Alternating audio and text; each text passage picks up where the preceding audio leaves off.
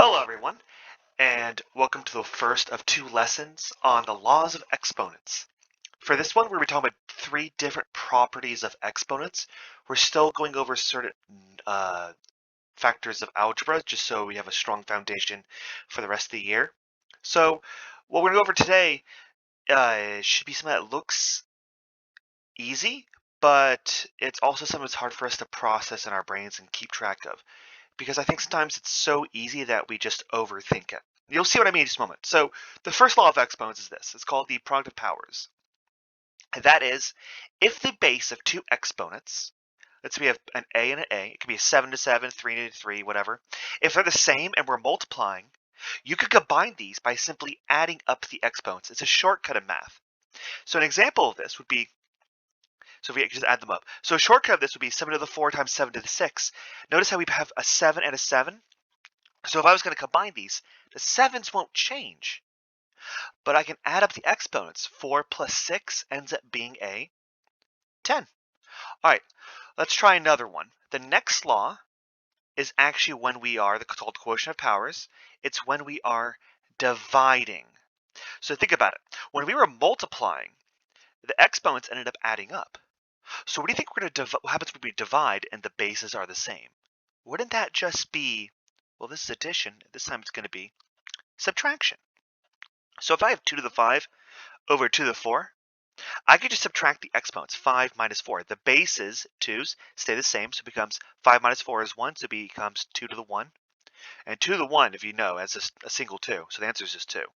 But take a look what happened here. Notice how the bases don't change, and the exponents end up subtracting to give us that 1. Let's do one more, just the very last one. So these are very straightforward.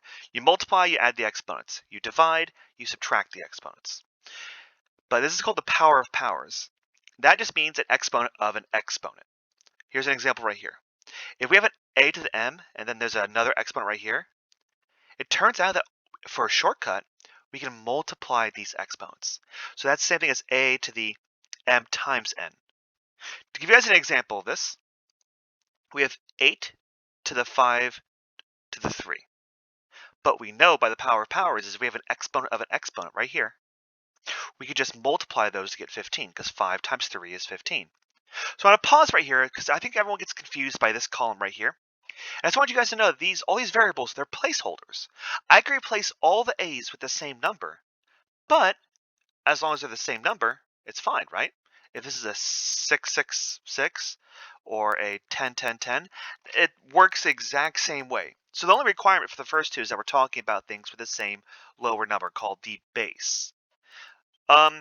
So all we're going to do today is practice simplifying expressions just like this in the example.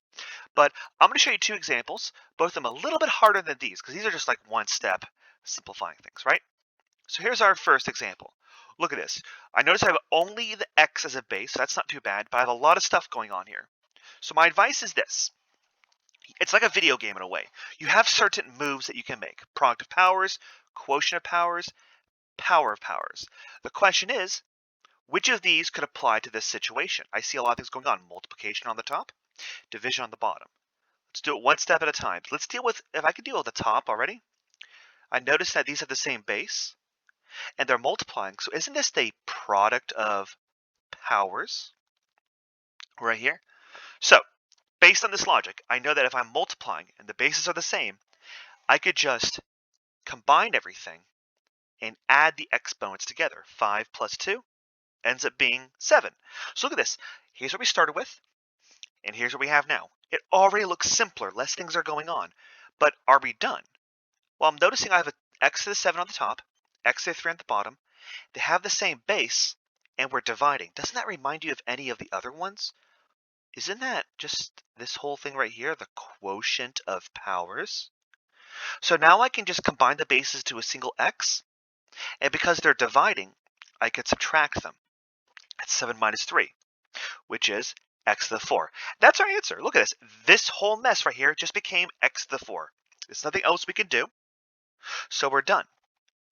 Now, remember, we're just dealing with a certain types of move. There's only a few things you could do, and honestly, think about it. Was the math that hard? 5 plus 2, 7? 7 minus 3, 4. You all can do that. It's just knowing that you can do that is the hard part. So let's go ahead and try another example right here.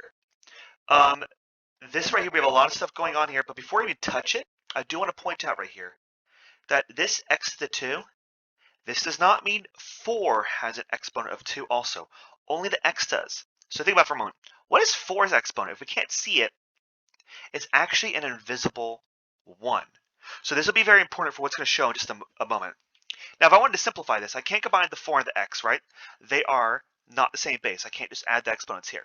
But I have an exponent on the outside. Doesn't this remind you of a certain law of exponents? Isn't this right here a power of powers? So what I could do is I could take this 3, and I'm going to multiply this 1 by the 3, and this 2 by the 3. 4 to the 1 times 3, and x to the 2 times 3. So everything gets multiplied by 3. Then we can simplify this. 1 times 3 is 3, and 2 times 3 is 6. So technically, a lot of people would stop here, but we can't do anything with x to the 6, but can we do something with 4 to the 3? If you remember how exponents work, 4 to the 3 is 4 times 4 times 4. And 4 times 4 is 16, times 4 is 64. So this 4 to the 3 can become 64x to the 6. So remember, guys, if you can ever simplify this, please do. Now, those are just 2 examples. I'm going to give you guys a few more example problems, but we're going to practice this a lot more in class. So if you feel iffy on this, that's okay. I just want to see how well you can do with a few practice problems. Until then, though, have a good day. Bye.